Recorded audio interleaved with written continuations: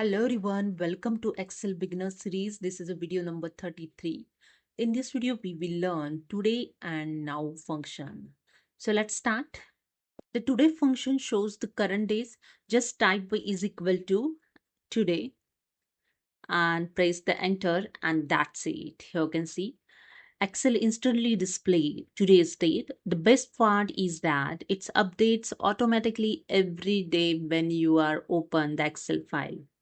Okay, so that's it. The now function shows the both the current date and time.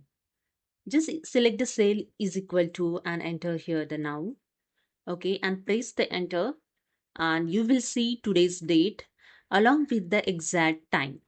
These functions are useful for creating the reports, invoices, or time-based records where the date and time need to stay current without manual updates.